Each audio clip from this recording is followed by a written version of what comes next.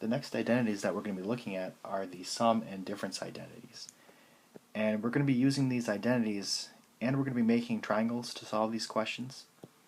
Now we need to remember that for x and y values, as you go to the right, or going to the right, x is positive, going to the left, x is negative, going up, y is positive, going down, y is negative. So if you have a triangle like this side is positive, this side is positive. If you have a triangle like this side is negative, this side is positive. If your triangle looks like this side is negative, this side is negative. And if your triangle looks like this side is positive, this side is negative.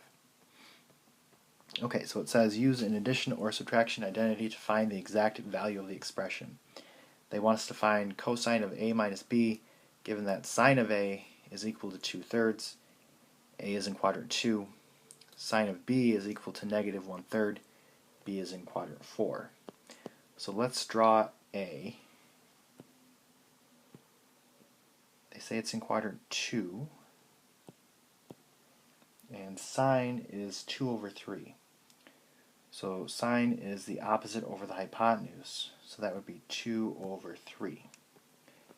And if you do Pythagorean theorem, you should get square root of 5, and this is a negative on that side because you're going to the left and it's an x value. So I used Pythagorean theorem to get this. Okay, then let's make the other one. That's going to be in quadrant 4, and that's also sine. So the opposite is 1, the hypotenuse is 3. Now we have to remember that the going down is negative here. The hypotenuse is always positive, so that's definitely something important to take note of.